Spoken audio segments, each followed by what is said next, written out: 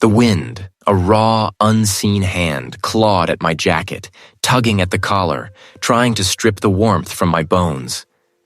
I leaned into it, my eyes scanning the desolate expanse of the moor, a canvas of bruised purples and faded greens under a sky the color of old pewter. The Land Rover, now a distant dot, had dropped me at the edge of the access track, leaving me to traverse the final half-mile on foot. Each step crunched on gravel, the sound swallowed by the vast silence. This kind of isolation always stirred something in me, a deep-seated hum that resonated with old grief, a chord I usually kept muted. Today, the moor's emptiness seemed to amplify it. Ahead, a cluster of figures huddled around a freshly dug trench, stark against the undulating landscape. A single yellow evidence tent, flapping like a wounded bird, marked the heart of their discovery. The detective, a burly man whose tweed jacket looked perpetually rumpled, spotted me first. He raised a gloved hand in a silent greeting, his breath pluming in the frigid air. "Marcus." The detective's voice, though rough, carried a note of anticipation as I finally reached the perimeter. He gestured towards the excavation with a gloved hand. "Glad you could make it. We've got something unusual." I nodded, my gaze already sweeping over the scene. Wide shot, my mind registered, taking in the full context. The trench itself was neat, almost surgically precise, the disturbed earth a darker stain against the heather. The local officer, younger, with a nervous energy, held a clipboard tight against his chest, his eyes darting between me and the detective. "They look old," the officer offered, a hopeful tremor in his voice. I offered a non-committal hum, my attention fixed on the exposed section of the trench wall. The soil profile was layered, but something about its uniformity felt off. Too consistent, perhaps, for natural deposition over centuries. I saw the glint of bone fragments, a handful of flint tools scattered around what appeared to be a skull, half buried. The tableau was convincing enough for an untrained eye. A textbook ancient burial, right down to the carefully placed pottery shards that looked like they'd been lifted straight from a museum display. My gut, however, was already tightening, a familiar knot of unease. "Give me some space," I said, not unkindly, but with a firmness that left no room for argument. The detective stepped back, signaling the officer to do the same. I needed to feel the ground, to breathe the air, to let the scene speak to me without interruption. I approached the trench, my gaze narrowing. Close up now, on the details. The wind whipped at the tent fabric, creating a rhythmic thrumming sound that vibrated through the ground. I ran a gloved finger lightly over a femur. The surface felt almost too smooth, lacking the granular texture I'd expect from millennia of mineral exchange with the soil. There was a faint, almost imperceptible sheen, like a subtle varnish.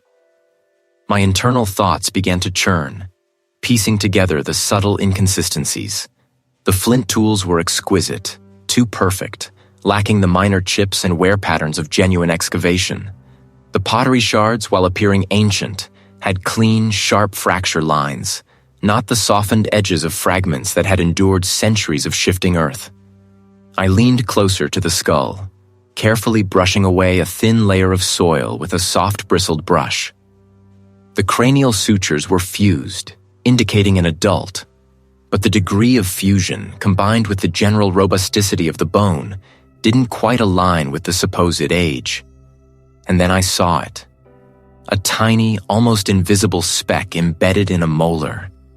It was a fragment of something man-made, something that glinted faintly under the dull light of the moor. My eyes met the detective's, and I saw the question in his gaze. "This isn't what you think it is," I stated, my voice low, carrying the weight of my discovery. "Very recent." The detective's eyebrows shot up, a flicker of surprise, then suspicion crossing his face. "How recent?" "Days, weeks, maybe a few months at most," I replied, my gaze sweeping the carefully constructed scene again. "Someone wanted this to look like an archaeological find. They went to a lot of trouble." I tapped a finger against my chin, a habit when I was thinking deeply. The soil around the bones, it's not entirely consistent with the surrounding moorland. And that speck, I pointed to the molar, is concrete. Fine grain, like from an old structure. The detective frowned, his eyes narrowing. We had a break-in reported last week over in the old town, the abandoned branch bank down on Elm Street. Nothing taken, according to the manager. Just some minor vandalism in the old safety deposit room. An old safety deposit room.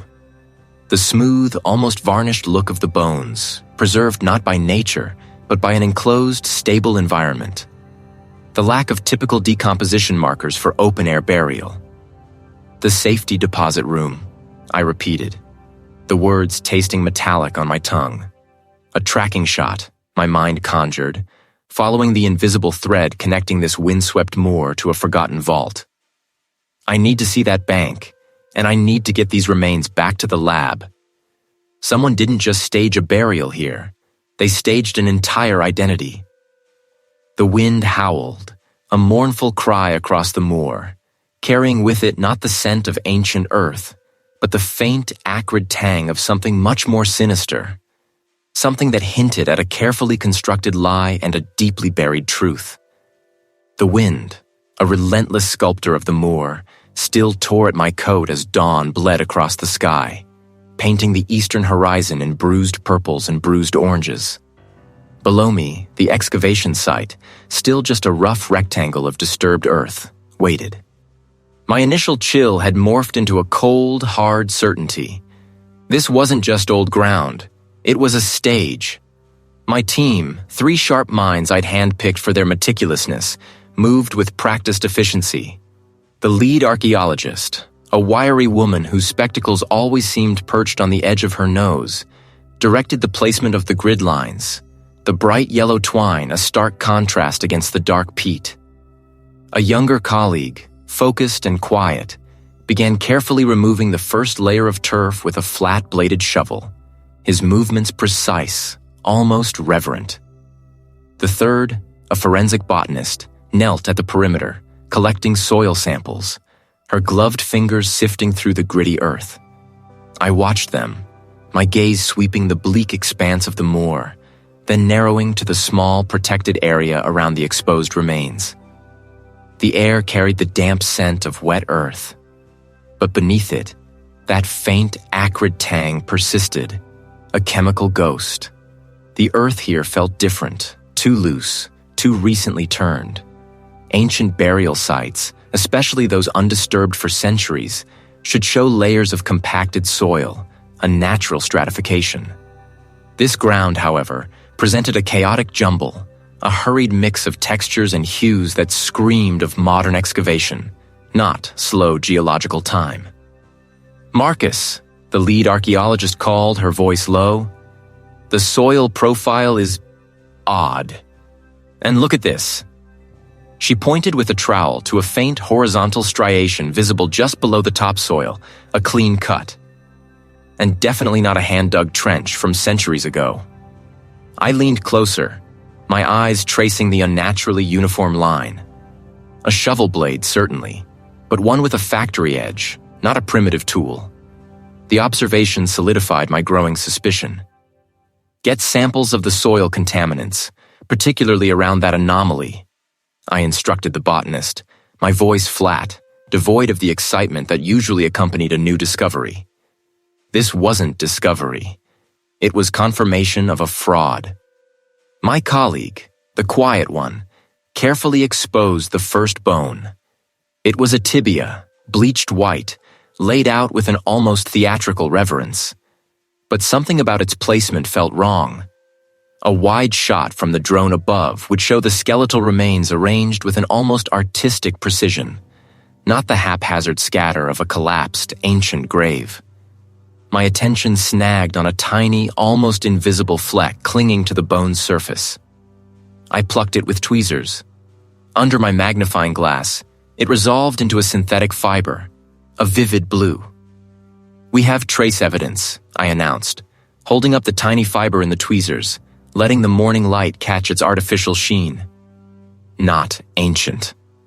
The local detective, a man whose face was etched with years of dealing with small-town disputes, arrived then, his heavy boots crunching on the gravel path leading to our site. He moved with a kind of weary skepticism, his eyes, the color of wet slate, sweeping over our meticulous work with an air of impatience.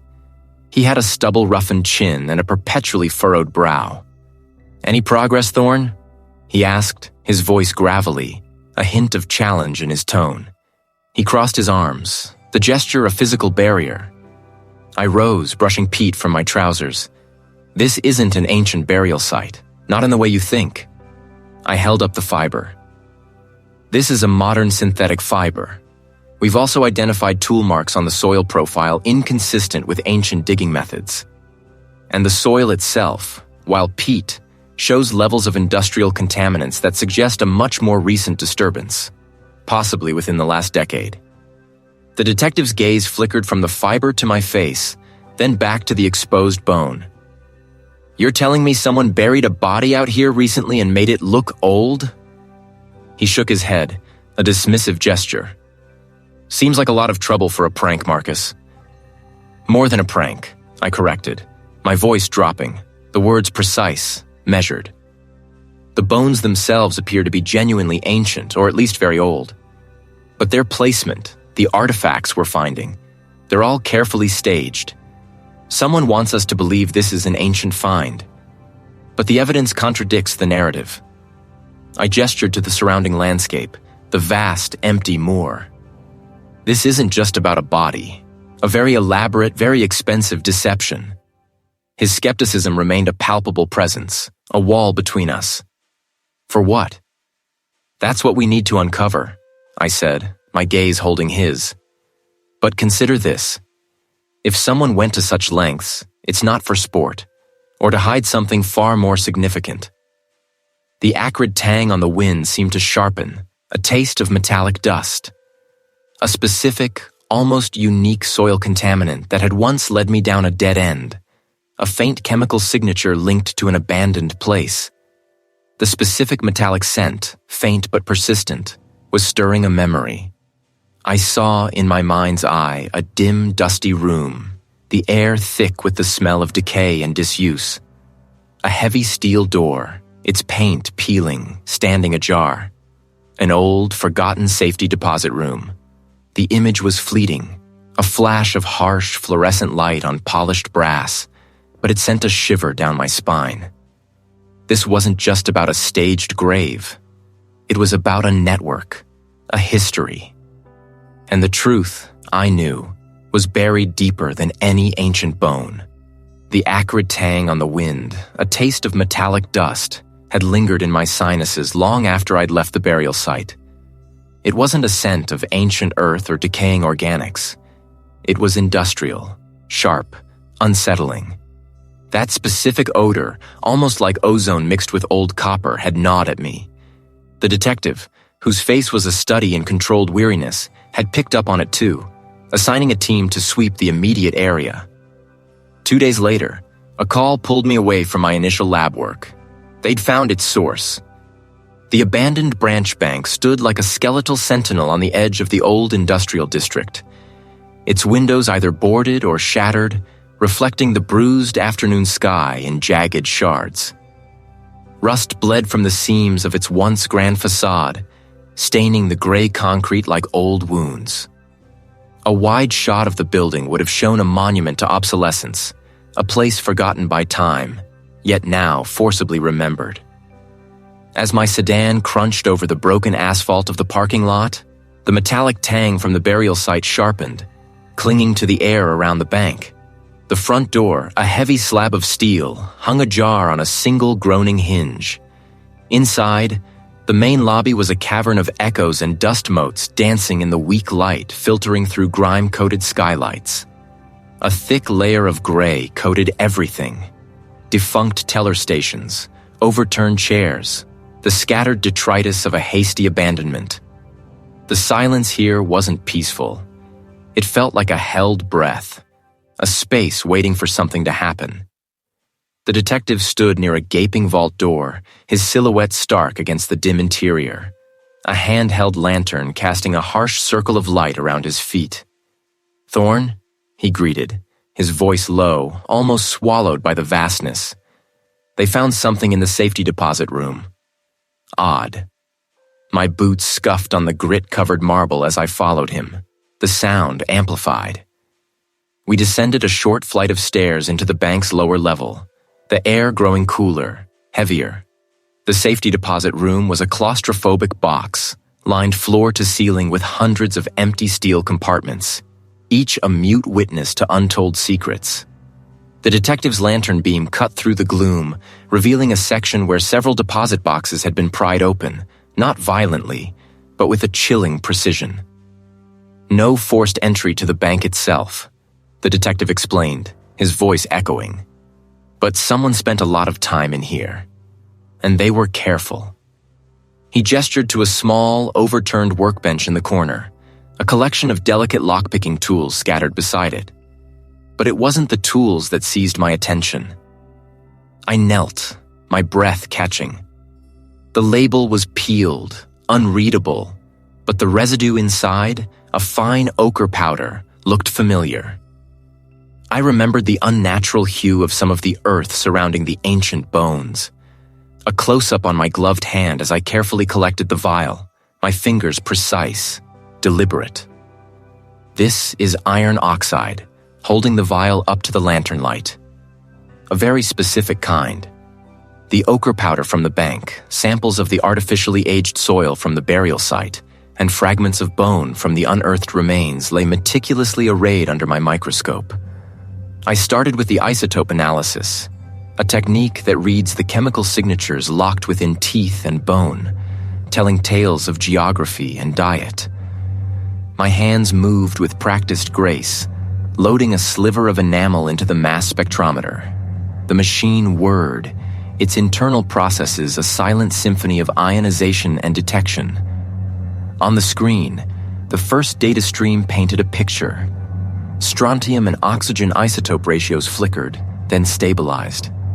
The initial individual, the one whose remains had first drawn me to the site, showed a signature consistent with a region far to the west, a place of rolling plains and specific geological formations.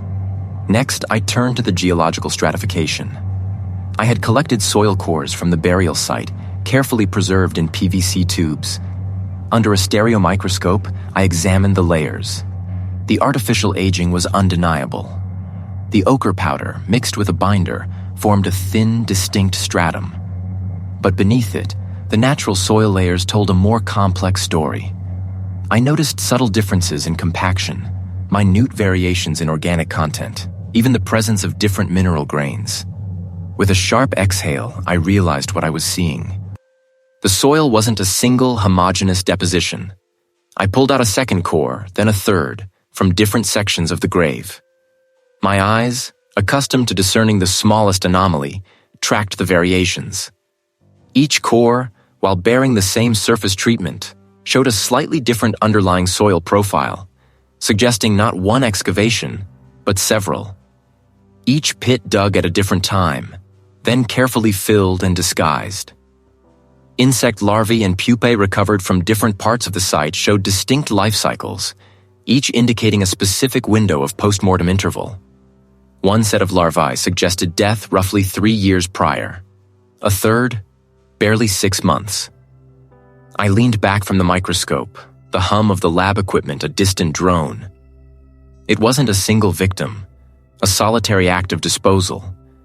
A meticulous, horrifying process repeated over years.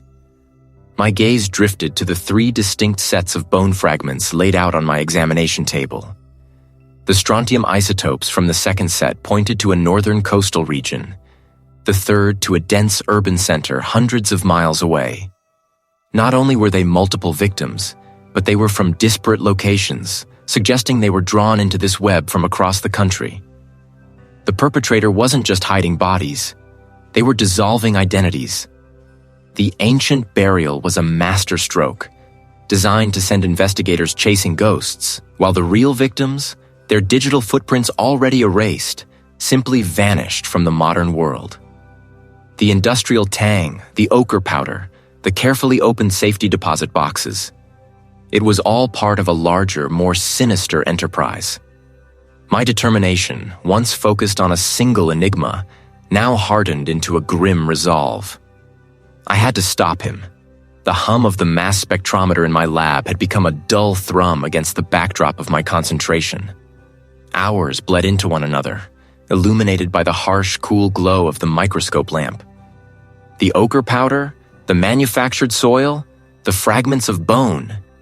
Each yielded secrets slowly, grudgingly. My initial analysis confirmed the sophisticated mimicry of ancient burial conditions, but the devil, as always, resided in the minute details. It was during the meticulous cleaning of the fifth rib from the partial skeleton, the one I designated as Victim A, that my gloved fingers brushed against something unexpected. Not bone, not soil, but a sliver of polished wood.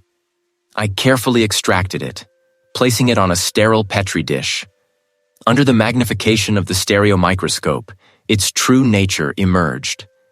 It was a charm, no larger than my thumbnail, intricately carved with what appeared to be a stylized bird.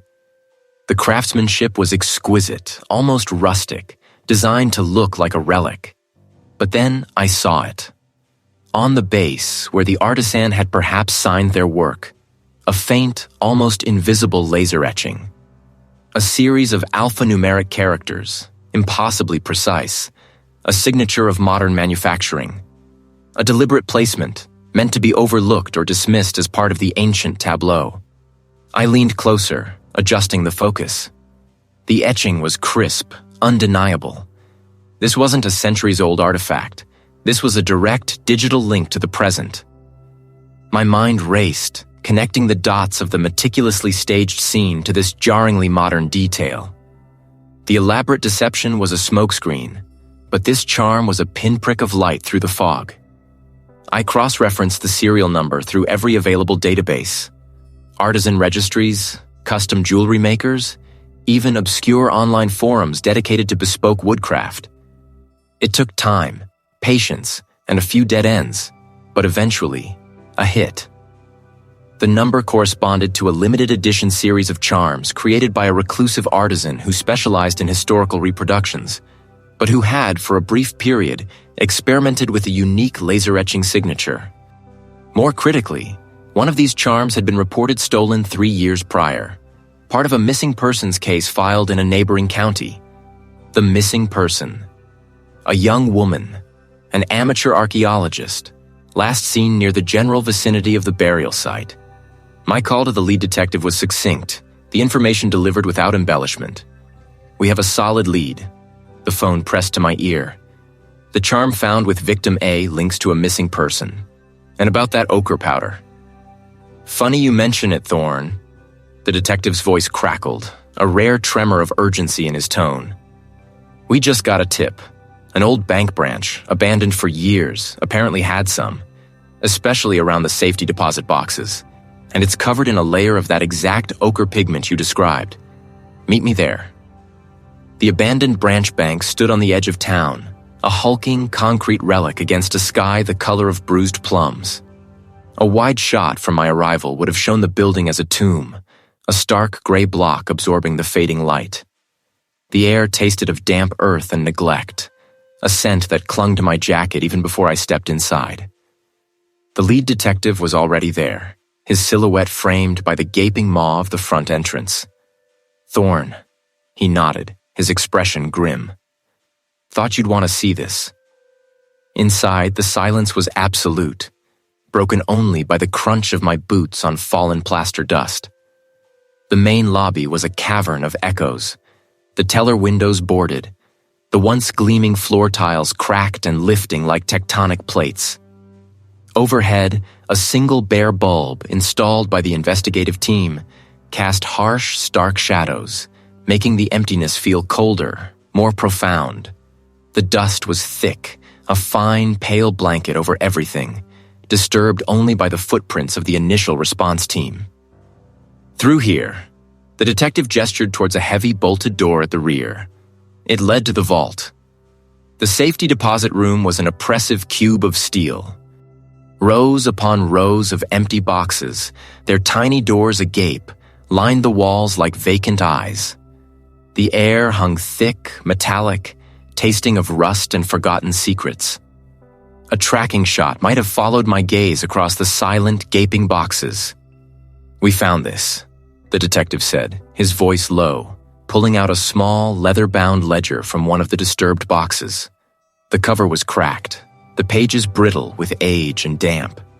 He opened it carefully, revealing columns of handwritten names and dates. A layer of ochre dust coated the edges, confirming the connection to the burial site. My eyes scanned the elegant script, a list of account holders, some names familiar from the missing person reports I'd reviewed. Then my gaze snagged on a specific entry, halfway down a page. Victim B. Account 743. The name was distinctive, etched into my memory from a case file I'd read years ago. A file from a different time, a different life. It was a name associated with a particularly rare form of spinal fusion, a congenital anomaly I'd once studied intensely. My rephrase needed, a faint metallic taste blooming on my tongue. The scent of ozone, sharp and acrid, seemed to prickle the air, though I knew it was only a phantom. My vision blurred for a fraction of a second, the rows of empty boxes seeming to recede, then rush forward. A vague, unsettling memory stirred, a fragment of a hushed conversation, the sterile scent of antiseptic, the dull ache of a personal loss. I pressed my palm against my sternum, a familiar phantom pressure tightening in my chest. "You all right?" The detective's voice cut through the sudden haze. I nodded, forcing myself back to the present, the metallic tang of the vault still lingering. "Fine," I managed, my voice a little rougher than I intended. "The dust. It gets to you." The detective seemed to accept it, his attention already returning to the ledger. "This confirms it," tapping a finger on the page. "These aren't just missing persons. Someone was using these accounts systematically, then making them disappear. The ochre, the staged burials, the bank. And for me, a doorway had opened, revealing not just a criminal enterprise, but a sliver of my own buried past. The tension in the room was palpable, but the tension within me was a live wire, humming with a dangerous personal current. I knew then that this investigation would demand more than just my forensic skills. It would demand a confrontation with myself. I knew the path ahead was twisting into something far more dangerous than simple bone analysis. The lead detective's voice had been clipped, almost brittle, when he'd called me an hour after our last meeting. "Marcus," he'd said, "we've got a new lead. An abandoned branch bank downtown. Looks like a staging ground or maybe a cleanup site. I need your eyes on it." The address led us to a grimy side street tucked between a derelict bookstore and a boarded-up diner. The bank's facade, once a testament to stability, now crumbled, its granite face stained with decades of urban grime.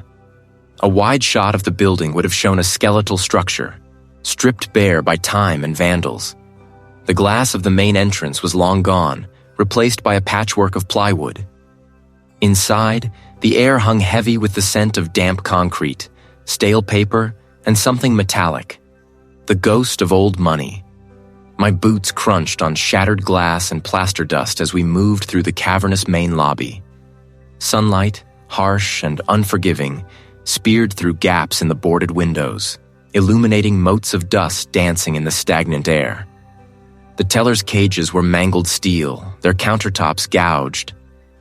A lone, overturned desk lay like a beached whale in the center of the room, its drawers wrenched open, spilling yellowed forms across the floor. This wasn't just abandonment, it was desecration, a violent erasure. "Forensics swept it yesterday," the lead detective said, his voice echoing. He gestured towards a heavy steel door at the back. "Found something interesting in the vault. Or rather found the lack of something interesting." The vault door, a behemoth of riveted steel, stood ajar, a silent invitation to a deeper mystery. Its polished surface, once gleaming, was now dulled by a film of dust and corrosion. I stepped inside, the temperature dropping several degrees, the air growing colder, heavier. This was a place designed for secrecy, for safeguarding, now exposed and hollow. The safety deposit room was a grid of empty metal boxes, thousands of them, stacked from floor to ceiling. Each small door was open, a black, gaping maw. The sheer volume of emptiness was overwhelming, a visual metaphor for the disappeared individuals the detective had mentioned. It felt like standing inside a honeycomb whose inhabitants had vanished without a trace. Opened with keys or a master key. No signs of struggle, no pry marks. Emptied. I knelt, my gaze sweeping the floor. The concrete was scored, scraped in places, but meticulously swept. Then I saw it, tucked beneath a loose floor tile near the back wall, almost invisible in the dim light filtering from the vault entrance. A small square panel, not quite flush with the rest of the wall. A close-up on my face would have shown the flicker of recognition, the subtle shift in my eyes. Here, pointing. The lead detective moved quickly, prying the panel loose with the tip of his tactical knife. Behind it, not another empty space, but a shallow cavity. Inside, amidst a fine layer of dust, lay a stack of old, worn paper ledgers and a handful of discarded data chips, their surfaces scratched and dull. They weren't meant to be found. They were the hurried leavings of an incomplete cleanup. I carefully extracted one of the ledgers. Its pages, brittle with age, were filled with columns of names and dates, handwritten in a precise, almost calligraphic script. Beside each name, a series of numbers, some crossed out, some circled. Not financial records, not bank statements. These were personal identifiers, birth dates, social security numbers, passport numbers. And these chips. I picked one up. Likely encrypted data. A network. The lead detective whistled, a low, breathy sound. Ghost victims. This wasn't just identity theft. It was a factory, an industrial-scale operation. The meticulous staging of the burial site, the sophisticated aging process, it all fit. They weren't just stealing identities. They were burying them, ensuring no one would look for the living person once the deceased had been identified. The tension in the room thickened, a suffocating blanket. Later that evening, back in my lab, the sterile hum of the air filtration system was usually a comfort. I'd spent hours meticulously cataloging the ledgers and chips, the data painting an increasingly grim picture of a vast, interconnected web of disappearances and assumed lives. My desk was a controlled chaos of notes, photographs, and digital readouts. I leaned back, rubbing the bridge of my nose. My gaze drifted across the organized clutter of my workspace. The articulated skeleton model, the forensic tools laid out with surgical precision, the stack of academic journals. My eyes snagged on a small bronze object sitting squarely in the center of my blotter. It was an antique paperweight, heavy and intricately cast, depicting a coiled serpent devouring its own tail in Ouroboros.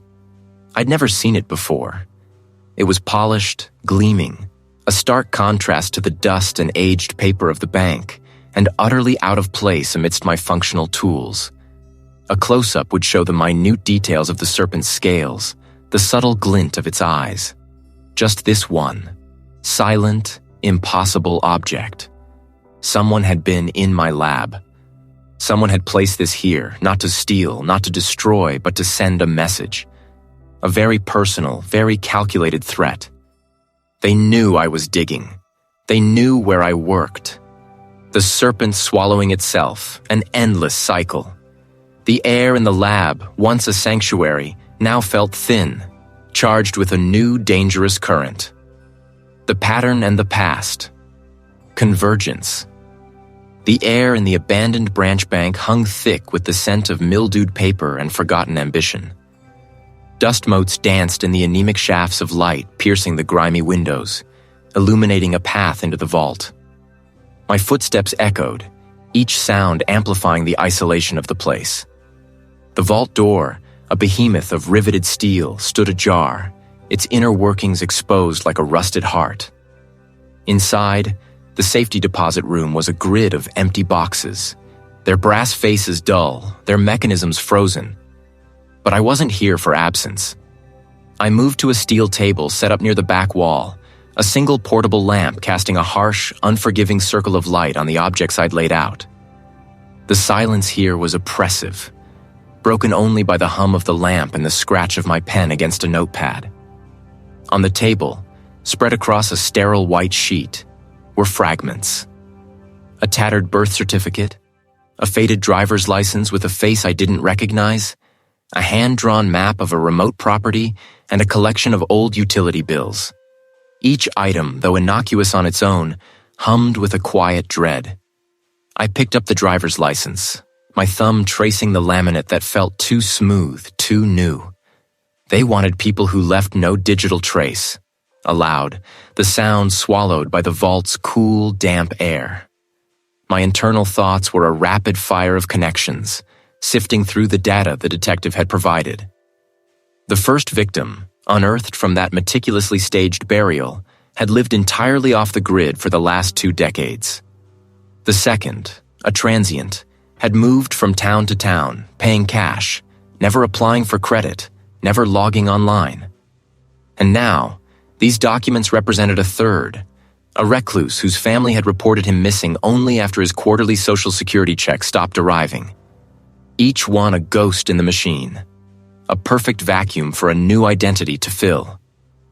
I leaned closer to the collection of items, my gaze sweeping over the faded documents. The birth certificate, issued in a small rural county decades ago, felt rough under my fingertips. A close-up on its surface revealed not just the yellowed paper, but a faint, almost imperceptible sheen. I pulled a small, portable UV light from my kit and swept it over the documents. Under the violet glow, the sheen fluoresced, a faint, iridescent blue. It wasn't a standard paper treatment. This wasn't a common artifact of age or preservation. This was a specific, unusual chemical signature. A unique polymer designed to bind to organic fibers and accelerate their decay, making them brittle, desiccated, ancient. The room, which had been a distant, cool blue under the UV light, suddenly felt stark, the air thin. The blue luminescence pulsed, a silent accusation. My mind flashed, a rapid montage of images, a similar faint blue glow on a fragment of bone years ago. The acrid metallic smell of a laboratory, the face of my mentor, a man whose passion for forensic science had bordered on obsession, his eyes gleaming with a dangerous intensity. The Archer case. The name, unspoken, reverberated in my skull. A series of disappearances, bodies never found, only fragments, all bearing this same unique chemical signature. My mentor, the brilliant, unorthodox Dr. Alistair Finch, had been convinced it was a breakthrough in accelerated decomposition, a way to make organic matter vanish without a trace, or rather, to appear to vanish, leaving only ancient-looking debris. He had talked about it with a perverse admiration, a fascination with the perpetrator's ingenuity. He'd even theorized about its application in identity erasure. I shook my head, a sharp, involuntary movement. Finch had been devastated, almost consumed by it. He'd eventually retired, a shadow of his former self. But this wasn't just a similar chemical. The specific spectral signature, the way it interacted with the cellulose fibers, it was a fingerprint, unmistakable. The implications solidified, sharp and terrifying. Whoever was behind these staged burials, this identity factory, they either had access to the same obscure chemical compound, or they had learned the technique from the same source. My hand trembled slightly as I lowered the UV lamp. This wasn't just a professional challenge anymore. This was a direct, visceral pull into a past I had tried to bury, a wound that had never truly healed. The criminal enterprise wasn't just sophisticated, it was deeply rooted, and it was reaching for me personally. The cool, distant blue of the UV light felt like a tracking shot, zeroing in on my own exposed vulnerability. I stared at the documents, the faces of the disappeared staring back at me from faded photographs. They were more than just victims now. The stakes had just escalated beyond anything I could have imagined. I had to find the source of this chemical, this method. The vault door, a relic of an era when trust was carved in steel and brass, groaned.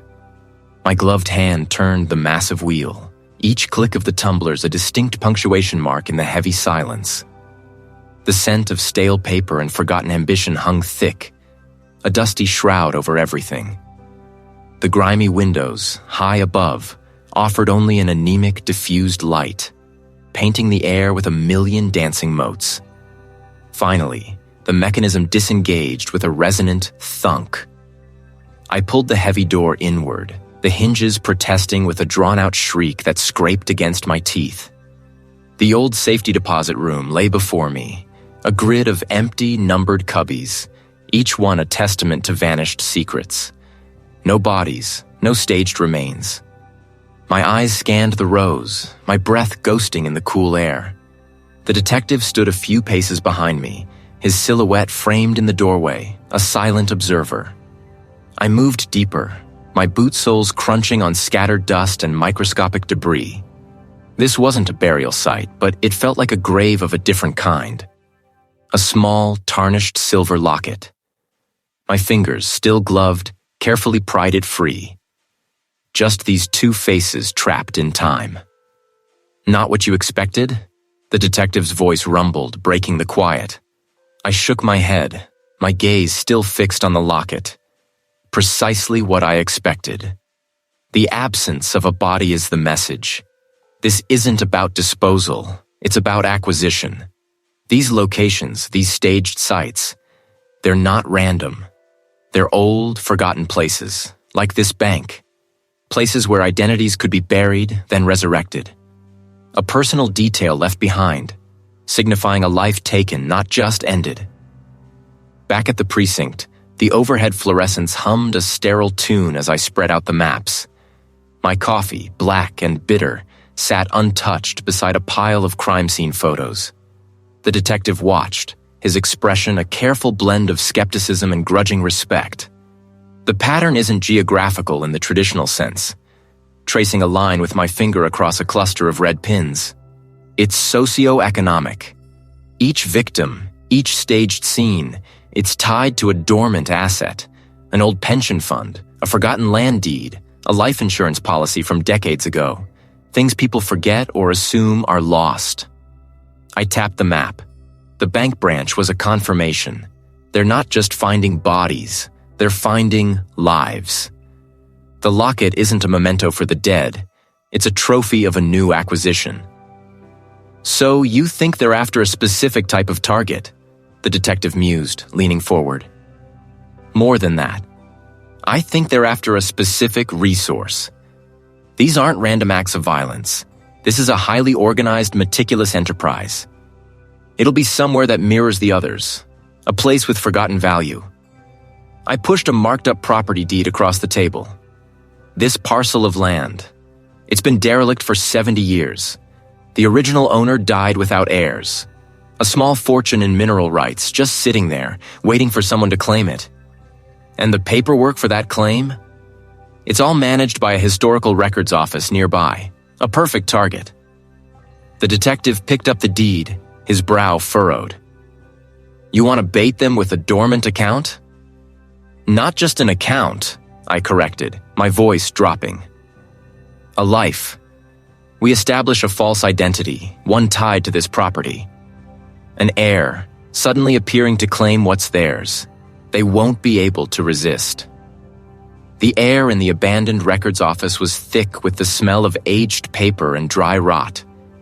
Moonlight, stark and unforgiving, sliced through the high windows, illuminating dust motes that danced in the beams. I moved through the stacks of yellowed files, my footsteps muted by the thick carpet of dust. The plan was simple and dangerous. A fictitious heir, a newly minted identity, was attempting to claim the mineral rights. I was positioned deep within the archives, an unseen observer, while the detective and his team were stationed outside, ready to move in. My role was to identify the method, the specific approach. I needed to see their hand, to understand how they operated in the field. A distant car engine whined, then faded. My pulse thrummed, a low drumbeat in my ears. I checked the time on my wrist. A faint click echoed from the main entrance. This wasn't the sound of forced entry. It was the soft, almost professional engagement of a lock. Or they were that good. They moved with a practiced fluidity, their forms barely visible in the dim light. No clumsy fumbling, no panicked urgency. One carried a slim case, the other a small, high-powered flashlight that cut a sharp, focused beam through the gloom. The beam swept across the rows of files, then stopped, settling on the specific section I'd indicated. They knew exactly where to go. They were looking for the documentation of the new heir. My internal monologue screamed, "They're too quiet." Suddenly, the flashlight beam swung wide, not at the files, but directly at my hiding place behind a towering stack of microfilm cabinets. They hadn't fallen for the bait. They'd sniffed out the trap. "He's here," a low voice rasped, devoid of any discernible emotion. Before I could react, the air cracked with the sharp report of a suppressed firearm. The bullet tore through the metal shelving beside my head, sending a shower of sparks and pulverized plaster into the air. The smell of ozone and burnt dust instantly filled my nostrils. I dropped, rolling behind the cabinets, the metallic thump of my body hitting the floor echoing loudly. Another shot, this one closer, chipped concrete from the floor where my head had been moments before. They weren't trying to capture me. My heart hammered against my ribs, a frantic bird trapped in a cage. The sounds of breaking glass from the main entrance, the shouts of the detective's team were still distant, too far away. I was alone, pinned down, a target in a very elaborate, very lethal game. The trap hadn't sprung on them. It had sprung on me. The flashlight beam, harsh and unyielding, pinned me against the grimy wall behind the microfilm cabinets. My rephrase needed, a cold knot tightening in my stomach. They hadn't just sniffed out a trap. They'd found me. My internal monologue screamed, "They're too quiet, too efficient." The words echoed the prickle running down my spine, tall and gaunt, stepped from the periphery of the beam, their face obscured by shadow. Behind them, another moved with predatory grace. My mind, usually a fortress of logic, scrambled for an exit. The archives, a labyrinth of forgotten papers and decaying wood, offered little sanctuary now. Ducking low, I shoved a stack of teetering ledger books, sending them crashing down with a thunderous clatter that momentarily obscured my movement. Dust exploded into the air, thick and acrid, stinging my eyes. I bolted, a blur of motion through the narrow aisles, my footsteps muffled by the thick layer of grit on the floor. I heard the sharp, disciplined orders barked behind me, their voices low, devoid of panic. Just the relentless pursuit of professionals. My lungs burned, each gasp tasting of mildew and decay. I rounded a corner, then another, the dim emergency lights offering only patches of sickly yellow. I yanked the bar, the ancient mechanism groaning in protest, then burst through into a wider corridor. This was it, the main vault, the old safety deposit room. The room was a cavernous maw, stripped bare of its original grandeur. Dust motes danced in the single shaft of moonlight that pierced a high, grimy window, illuminating the skeletal remains of what was once a bastion of security. Rows upon rows of empty safety deposit boxes lined the walls, their tarnished brass faces glinting like 1,000 vacant eyes. The air hung heavy and still, smelling of stale money and rust. The rhythmic thud-thud of approaching footsteps grew louder, echoing off the high ceilings. I peered around the pillar, my eyes adjusting to the gloom, Two figures entered, moving with the same unsettling precision. The other, shorter, with a familiar, precise posture, held a small, antique, leather-bound ledger. My rephrase needed not from fear, but from a dawning, sickening realization. Marcus. It was the architect, the person I'd sought counsel from on several perplexing cases in the past. My former mentor, a respected figure in the field of historical preservation. You should have stayed buried in your books. The voice was unmistakably his, stripped of its usual academic warmth. It was flat, clinical, devoid of emotion. I recognized the subtle lilt now, the precise cadence of his words. It had always been there, a hint of something just beneath the surface, something I dismissed as intellectual rigor. I stepped out from behind the pillar, my hands raised, palms open. Professor Elias Vance, my voice hoarse, the name a bitter taste in my mouth. I should have known. You as the architect of all this. A dry, rustling sound. Architect. You see, I build things, not just historical narratives, but futures. For a select clientele, of course. He gestured around the empty vault. This, my boy, is where the identities are born. The ultimate blank slate. My gaze fell to the ledger in his hand. It wasn't just any ledger. It was identical to the one I'd found in the staged burial, the one with the cryptic entries. The burials, I pressed, my voice gaining strength. They're not ancient. Meticulously staged to create a false history, a perfect, untraceable identity. Precisely, Vance confirmed, a flicker of pride in his eyes. A masterpiece of forensic deception. Each ancient burial provides a perfect, untraceable death certificate, a clean slate. And the identity theft, that's merely the raw material. The unfortunate souls who vanish without a trace? Their lives are repurposed, refined, given to those who can truly appreciate them. My mind raced, connecting the dots. The precision of the staging, the knowledge of archaeological methods, the sophisticated network for identity theft. All of it pointed to someone with deep academic knowledge and an equally deep cynicism. But the motive, it felt too cold, too detached. Why? The word a raw whisper in the cavernous room. Why all this elaborate death? To sell new lives? Vance's expression hardened, the last vestiges of the benevolent academic falling away. You remember the Redcliffe incident, don't you, Marcus? The air left my lungs. The name was a scar on my soul, a wound that had never truly healed. Her identity stolen, her life erased, used as a ghost to facilitate a massive financial fraud. He was never found. Clara. The name a painful echo. Ah, Clara, Vance mused, a cruel smile playing on his lips. A messy business. They didn't understand the nuances of a truly untraceable identity. But it gave me an idea, Marcus. If a life could be so carelessly erased, why couldn't it be meticulously created? For a price, of course. He took a step closer, his eyes glinting in the dim light. Your sister's tragedy, Marcus, was my inspiration. A testament to the fragility of identity. I perfected their crude methods.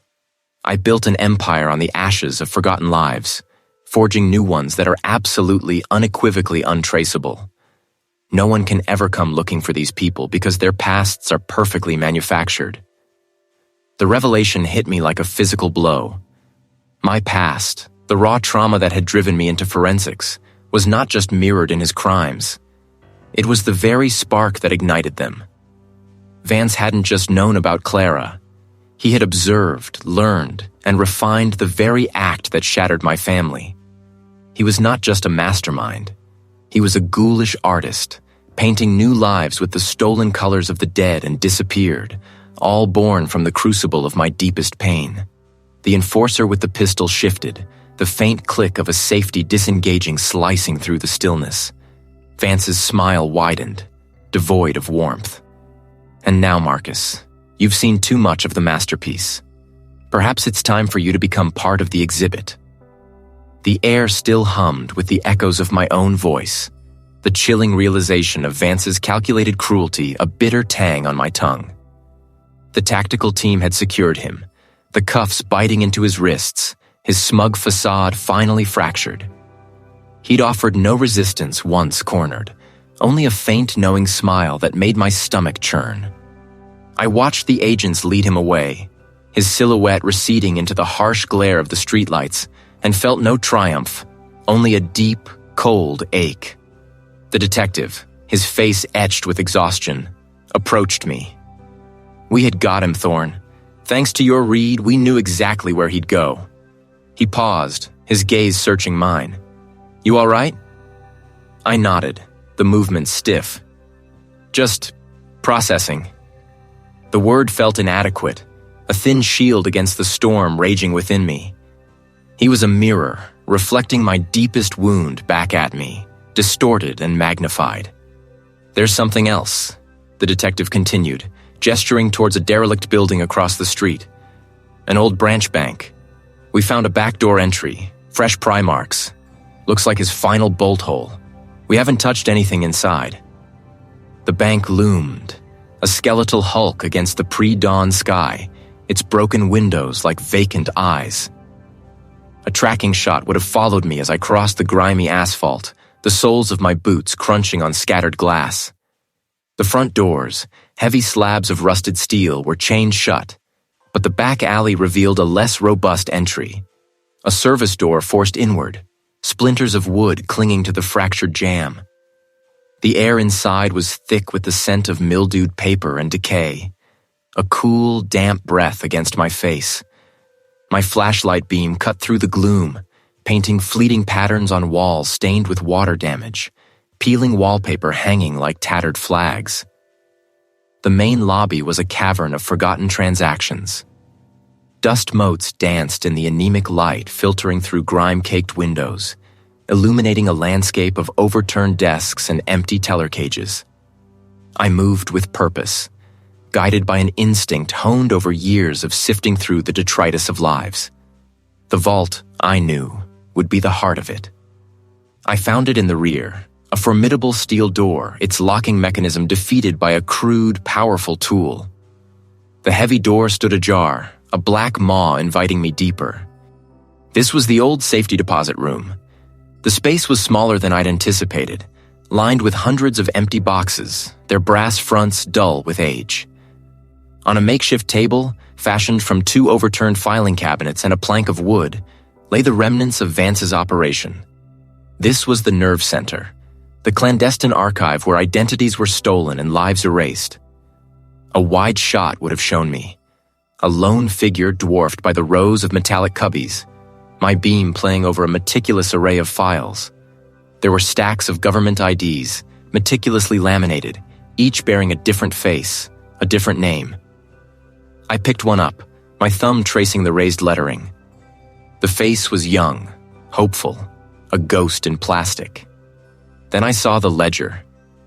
A close-up would have shown the columns, a date, a name, often a partial one, or a coded alias, and then a series of numbers. These were the ghost victims, the individuals Vance had meticulously erased. My gaze scanned the entries, a knot tightening in my chest. Some names were accompanied by small, faded photographs, tucked into the spine of the ledger. I recognized a few of the faces from the scattered remains at the burial site, their features now sharp, vital, before they became a forensic puzzle. My rephrase needed as I saw an entry, barely legible, dated 2 years prior. I flipped through the next few pages, my fingers fumbling. Another entry, just 3 months ago. Clara M. No, it couldn't be. This was his sick game, his twisted homage. He had meticulously documented his work, mocking me with these echoes of my past, knowing I would eventually find them. A small, worn, leather-bound journal lay beside the ledger. I opened it, the brittle pages crackling.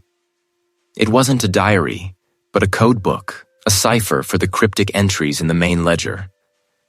Vance hadn't just created new identities. He'd systematically dismantled existing ones, leaving no trace. The names in the ledger weren't just victims. They were the seeds of a larger network. Individuals whose identities had been sold, swapped, and repurposed for a vast criminal enterprise. Vance was merely the architect of the initial erasure, the craftsman of the ghosts. Thorne? The detective's voice cut through my internal monologue, making me jump. He stood at the vault entrance, his presence a solid anchor in the swirling chaos of my thoughts. What have you got? I turned, the ledger still clutched in my hand, its weight suddenly immense. He wasn't working alone. Vance was a specialist, an artist of disappearance. But this, I swept my hand across the table, indicating the stacks of forged documents and coded entries. This is a supply chain. He was just one spoke in a much larger wheel. The detective stepped forward, his eyes widening as he took in the scene. I pointed to the codebook, then to a series of numerical sequences in the ledger, each corresponding to an offshore account number or a shell corporation. These aren't just names, detective. We had captured the orchestrator of the macabre burial sites, the man who had brought my past trauma to horrifying life. We had glimpsed the edge of their web, but the full extent of its intricate poisonous threads remained hidden, waiting. Justice, I understood then, was rarely a clean, singular strike. Often, it was a protracted, agonizing battle against an enemy that shifted and reformed, always just beyond reach. The stale air in the abandoned branch bank tasted like dust and forgotten ambition. Overhead, a single fluorescent fixture, rigged by the police, hummed with a sickly yellow glow, casting long, stark shadows that writhed with every shift of my weight. My boots scuffed across the grit-covered linoleum floor, each step echoing in the cavernous, silent space. The lead detective, a stoic woman with sharp eyes, gestured towards the vault door, a massive steel slab scarred with rust and neglect. "This is it, Marcus. Our orchestrator's private office, apparently." I nodded, a grim resolve settling in my chest. This was where the threads converged, where the cold, calculating mind behind the staged burials had truly operated. Rows of empty safety deposit boxes, their brass fronts dulled by time, lined the walls, silent witnesses to countless secrets. My gaze swept over them, a wide shot in my mind, searching for an anomaly. He used a few of these, the detective explained, pointing to a cluster of boxes near the back. But we think there's more. Something deeper. My eyes narrowed. The orchestrator was meticulous, theatrical. He wouldn't just use a few boxes. There had to be a hidden chamber, a false wall, something beyond the obvious. I moved towards the back wall, my gloved fingers tracing the cold metal, feeling for any subtle shift, any seam. It's slightly off. See the gap here? To a hairline fracture in the mortar between two vertical columns of boxes, barely visible beneath a layer of grime. The detective leaned in, her brow furrowed. "Good eye, Marcus. We thought it was just structural damage." I pulled a small, specialized pry tool from my kit. Structural damage doesn't usually run in such a perfectly straight line, especially not behind a secure vault. The metal groaned as I worked, a low, protesting shriek that scraped against my teeth. Dust, thick and ancient, puffed into the air, catching the sickly light. With a final resonant thud, a section of the wall slid inward, revealing a cramped, unlit space beyond. A collective intake of breath filled the vault. Inside, stacked neatly on makeshift shelves of rough-hewn wood, were rows of black, nondescript hard drives, sealed plastic containers, and a heavy, leather-bound ledger. My heart hammered a steady rhythm against my ribs. This wasn't just a jackpot. It was a revelation. Close-ups now on the details. The hard drives were marked with numerical codes, not names. The plastic containers held stacks of microfiches, their tiny frames promising a wealth of information. And the ledger.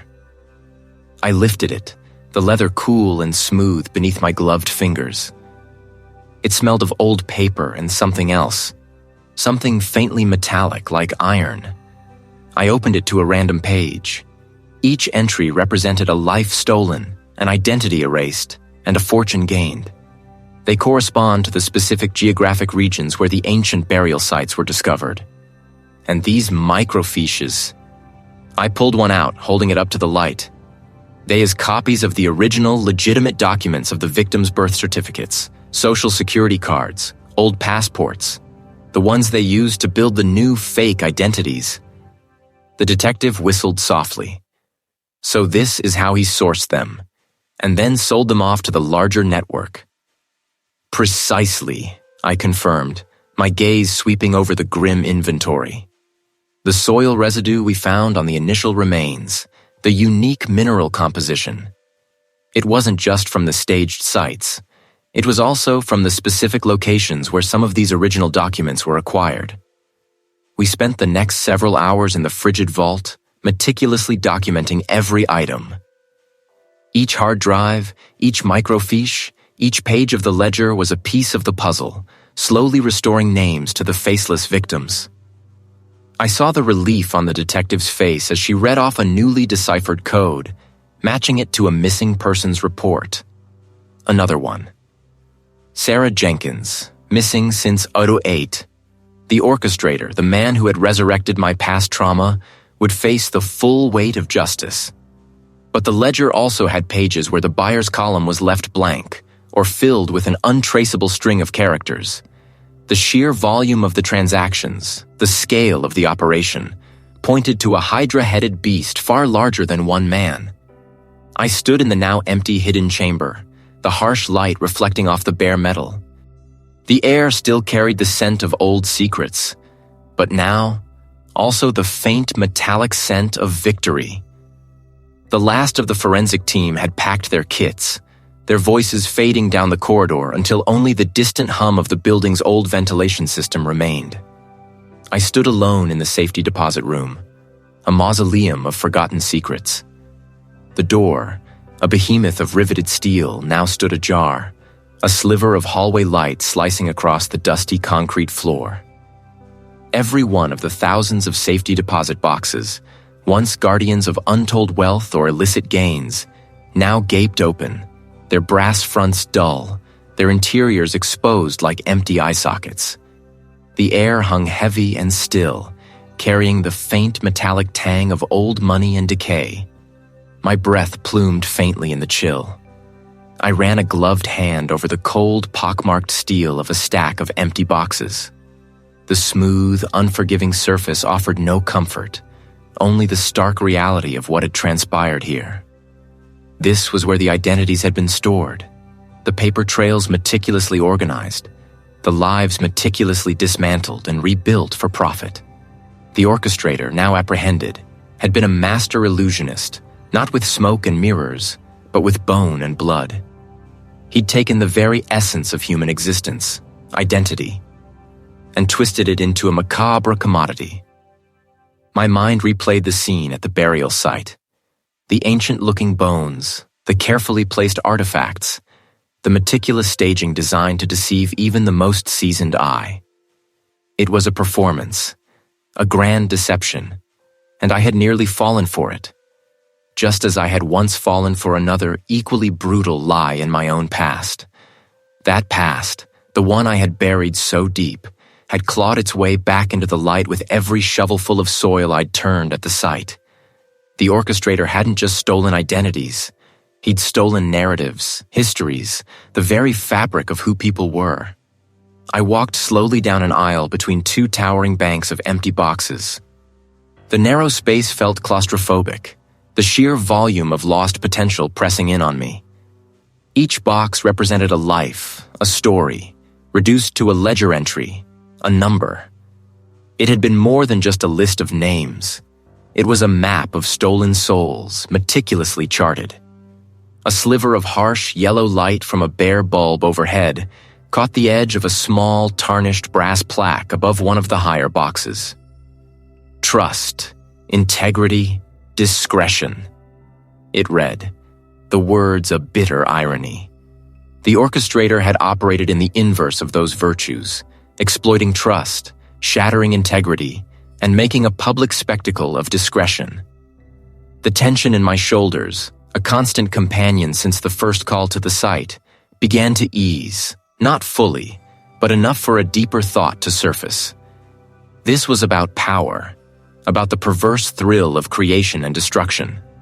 The orchestrator hadn't just taken identities, he had crafted them, resculpting the raw material of human existence to his own design. He was a twisted artist, his medium the very lives of others.